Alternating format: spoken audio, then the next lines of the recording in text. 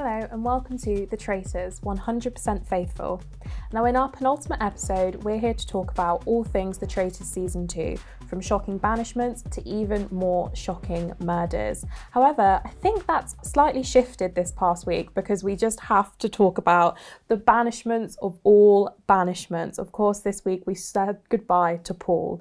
I did not see this coming. No, I feel like it needed to happen, and then every day that it kept going on and he kept staying in the competition, I thought, oh, he's going to stay. I thought he's going to get to the end. He's going to win this money. It felt like they must have known he is not a faithful, but I feel like, you know, he was very popular. They really liked him. So I feel like, you know, it was his personality that was keeping him in the game rather than the fact that he is actually a traitor. I feel like some people knew deep down, but they were like, oh, I just don't want him to go home because, you know, he is the life of the party. He's the one that they all kind of get on with. But, you know, we finally saw him leave. And I'm not going to lie, I was a little bit relieved.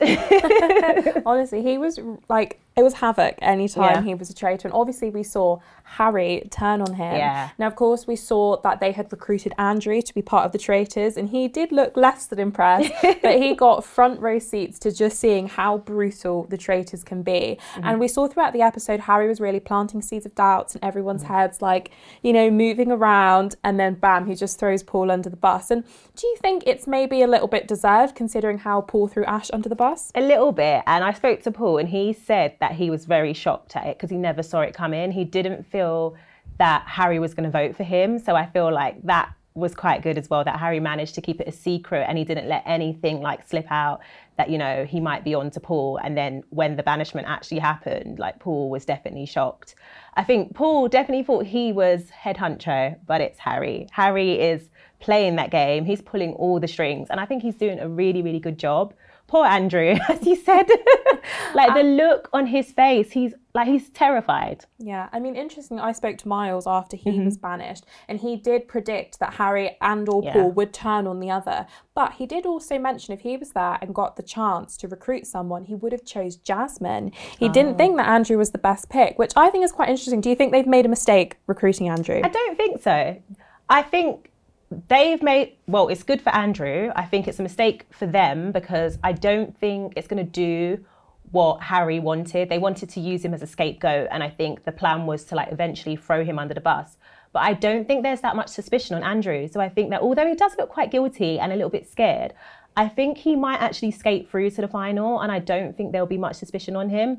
So while they thought they were using him as a scapegoat, he might actually take home some of that money. This is true. And, you know, you can never really tell. Now, of course, with Paul banished, that meant there were just 2 traitors left. They had the chance to murder or they had the chance to recruit. Now, what do you think of their decision? So they've chosen Ross. Honestly, I think he was the best choice out of everyone who's left. So I think Jazz and Jasmine, they're going to be banished because they're doing a lot of talking at those round tables and I think there's a lot of suspicion on them. So I think they'll be banished at some point. Ross, obviously, they don't know that he's Diane's son and I think that's where it's gone wrong. Harry wasn't to know this and I think if Ross is able to avenge his mum's death, then it's going to be all over for Harry. But do I think he can do it? I feel like Harry has just a little bit more power when it comes to the castle. I think that he has like a following, he has a lot of friends around there. Like Molly saw him take the shield and kept the secret with him. I think that he might be able to sway the others. So I think Ross as well, he's had a little bit of suspicion on him. So if he does get banished in the next round, I think that Harry will be safe. But if he manages to stay a little bit longer, Harry should worry a little bit, yeah. Absolutely. But I do have to say, I think the only way Ross can avenge Diane's death is if he comes clean and he says, you know, Diane was my mother. However, that could work in anyone's favour. You know, all eyes are on Ross. You know, he keeps telling them to, you know, vote for such and such person. They turn out to be faithfuls. I personally don't think he was the best recruit unless they did it in a sneaky way, knowing that everyone had their eyes on him. And so the next round table, they'll be voting for him. Oh, it looks like we've got out another traitor. Yeah. But it was all just the traitors, you know, puppeteering the whole thing. I think Jazz would have been a good choice. However, the thing with Jazz is he has a lot of suspicion around him. I don't know if people think he's a traitor. He just has a lot of suspicions about the other members of the cast, but he doesn't really say very much. He keeps quiet. He doesn't share it with everyone. He says he doesn't trust a lot of people. So I think that he could be at risk of banishment. If they recruited him, then he'd have to stop accusing Harry. And then if he did that, it would be like, hold on a minute, you were accusing Harry, but now you're all of a sudden off of him. So it would be like, you've been recruited. And I think that would have been really easy for them to just get him out. But then it would have been, like you said, it would have just been like the traitors going at each other again. I'm not sure. I don't know. with these recruits, it's so hard because we're getting to the end. And there are all of these people like Molly, Evie, and who is the other one that's left? Molly and Charlotte. They are so obviously faithfuls. And I think that we're getting to this point where it's going to be so hard to kind of convince others that these people aren't faithfuls and kind of get them out of the game. And that's where I think it's going to get quite difficult. Absolutely. Well, this is the thing. We only have 3 episodes left. Now, in the latest episode, we saw Charlotte was banished from the castle. If we were to make our predictions of how the next episode's going to go, who do you think it will be up for banishment next? I think Jazz and Jasmine are on their way out.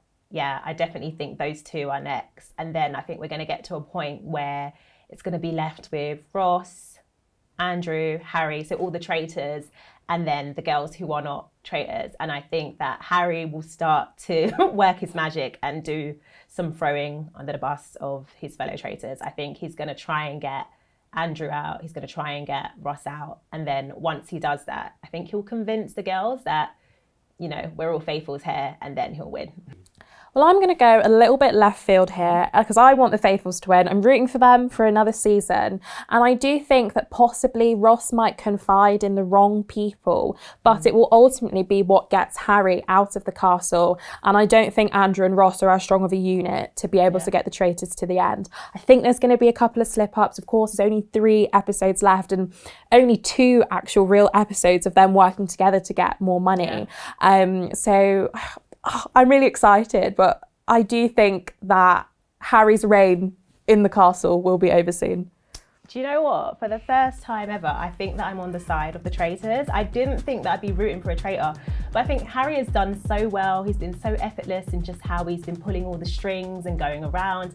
And I think for that, he deserves the money. I wouldn't be upset if he took it all. Well, what do you think? Don't forget to share your predictions with us about The Traitors Season 2 at Radio Times on X.